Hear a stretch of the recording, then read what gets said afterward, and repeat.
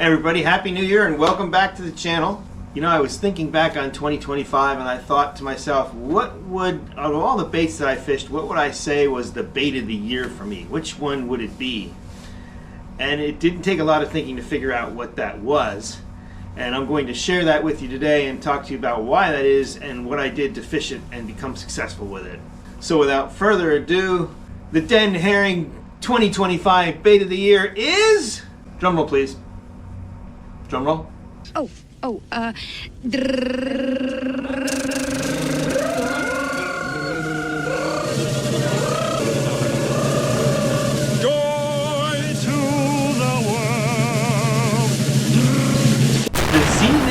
Graph shad.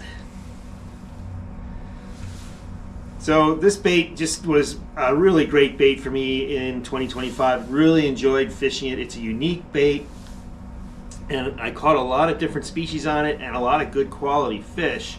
And you might be wondering, well, what made this bait unique or different? And what I think it is that I'm always trying to find what I call hybrid baits that have the best of two worlds, the best of both worlds. I'll give you an example.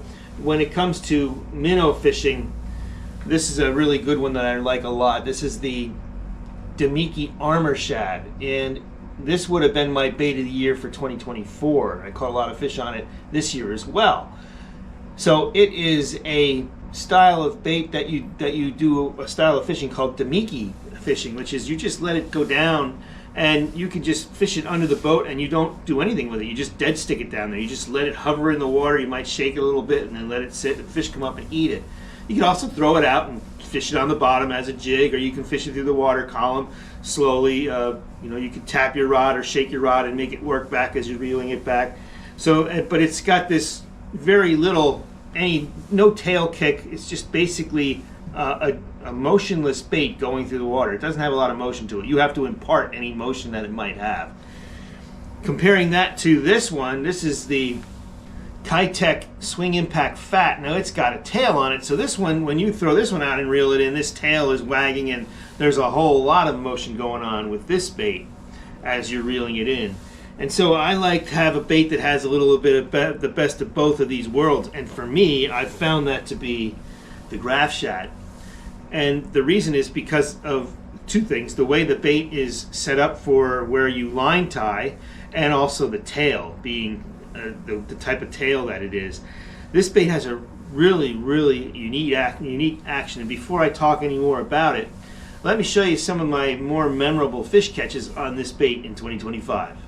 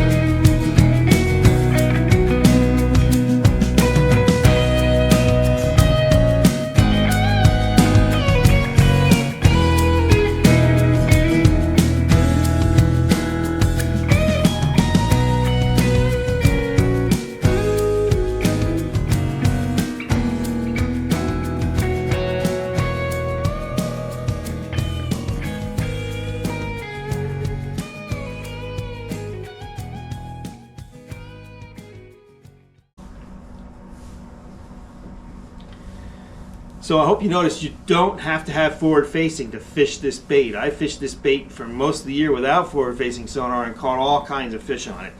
Having it with forward facing sonar is even that much better. It's just going to allow you to see how the fish are reacting to it and to show you where it is in relation to where your fish are. But you don't need it, and it's a great bait either way. And I would suggest that if you don't have this, you don't fish it, pick it up for 2026 because it will catch you fish and it'll catch you good fish. So what this bait does when you're working it in the water, first of all, it's got a very, very great profile here. It looks just like a fish. The jig head matches the bait perfectly, so it looks just like a real bait fish in the water, whether that's a shiner or a little shad or an alewife, but it's really, really nice that way. And when you reel this one in, this is the thing that I really like. This tail has this real subtle kick to it. And if you ever watch bait fish in an aquarium or shiners or shad, when they move and they want to move faster, they just do that quiver of the tail and they just dart forward. This thing imitates that better than anything I've seen. It's not so crazy as this action on the Swing Impact Fat, but it definitely has movement that the Armor Shad does not. And so I think it looks really natural down there. You can let this thing, you can Damiki this, you can just sit it right below your rod and just hold it down there and shake it. It'll catch fish that way because it looks so natural.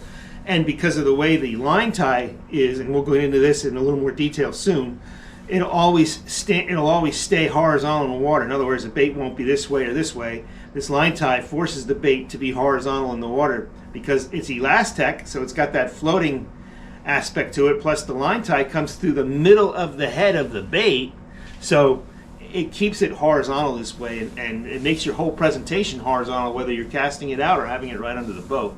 And that's another really unique thing about this bait. It makes it look more natural as you're working it back. Now I like to work it back a couple of different ways. One is I do like to fish this Damiki style below me. If I see fish on the finder below me, I'll drop it down. But I'll also cast this out a long distance. And I'll fish it two ways. One is I'll let it go down to the bottom, and then I will just kind of work it along the bottom, in contact with that bottom. I'll lift it up, let it go back down, shake it a little bit, and I'm keeping it kind of in contact with the bottom the entire way back. I'm just shaking my rod, lifting it off the bottom, and then letting it drop back down again. I'm never lifting it off the bottom more than a foot. It's just very close to the bottom throughout the whole retrieve. That caught me a lot of fish. And sometimes the fish are suspended, so the way you can catch those fish is you throw that bait out and you can count it down. And this is where forward-facing sonar really does help because you can see it down there. You know exactly where it is in relation to your fish. But you can count this down, and if you think, or if you see on your 2D sonar that the fish are 20 feet down in 40 feet water, well then you just count this thing down and down to about that 20-foot zone, and then you just work it back that way. And you could reel it fast, slow, you could shake your rod. And there's nothing, you can't fish it wrong. It looks so natural in the water no matter what you're doing with it, that usually I'll just fish it kind of slowly, and then sometimes I'll rush it ahead so that tail kicks a little bit to make it look like it's scared or injured. Really, really great bait to fish in those three ways. Damiki style, on the bottom, or in the middle of the water column. And I see a lot of people making videos, and they say that, oh, this, you have to keep this above the fish, it has to be in the middle of the water column. That is not true. I've caught as many, probably more fish along the bottom with this bait than I have fishing it in the middle of the water column. It works that way in the middle, but it works just as well, if not better, on or near the bottom. It's just a really good bait all the way around. So do not ignore this if you want to jig on the bottom of the lake or river or wherever you're fishing. So these baits, this is what the packaging that they come in. They come pre-rigged, and they come in three different sizes: 3/16 ounce, 1/4 ounce, or 3/8 ounce. And generally, if I'm fishing anything 20 feet or more, I'm fishing the 3/8 ounce. I just want to get it down there faster, and so this is the one that I'll fish. It holds up really well. It comes with an extra tail, an extra body, I should say. But because it's this Elastec stuff, it holds onto the head really well. This one I've been fishing from the beginning of the year, and I haven't replaced the tail yet. I haven't replaced the fish body yet. But this is the one thing that you do need to be aware of, and I'm going to show you. I'm going to change this camera angle in a little bit and show you how I do this. This bait, the way it gets tied is unusual in that the body of the bait gets pulled back, and then the line tie goes through the head of the bait, comes out the bottom of the head. It goes through the head of the head and the top of the head of the jig. It goes through the bottom, and it gets tied onto this line tie down here. So I'm going to show you how we tie that, because you can't, I don't think there's any way that you can use a Palomar knot, for example, because of how that is set up. So I end up tying an improved clinch knot, and in a minute we'll change the camera angle here and show you how we do that, and then come back and summarize the video. So in order to tie this bait on, you have to pull the body back a little bit, and you're going to take the tag end of your line here and just drop it through that hole in the top of the bait.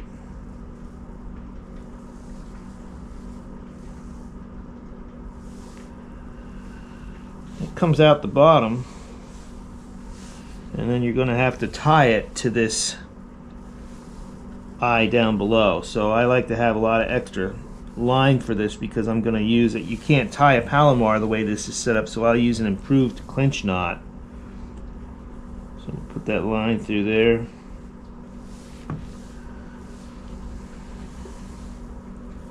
And then what we want to do is just work with the line we have in our hands here without letting that other line get in the way, which is a challenge. So when I tie an improved clinch, I like to use 5 turns. So here's my 5 turns. And then again, I have to keep that line that comes through the head away from this knot, otherwise it'll tangle into it, and this line's got some twist in it, which is making it a little more difficult right now, but we'll make do. So then it has to come through this loop at the bottom. So we got it through the loop at the bottom, and then to make an improved clinch, we go back through the top, and then we're going to want to wet the line before we tie the whole thing tight. So let me wet the line quick here. I'm just going to use some saliva.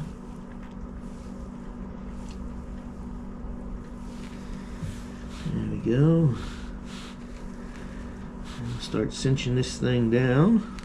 There we go. And so now I've got that loop in there. So what I'm going to do is pull on that, the non-tag end, and just slide the knot right down to the eye while I pull. There we go.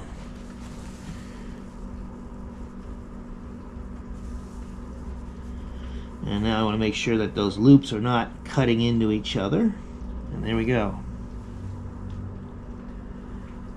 Hopefully the camera can pick up on that and see that those loops look pretty good. And that is tied. So now we just have to carefully cut that tag end off of here without cutting any of the other line.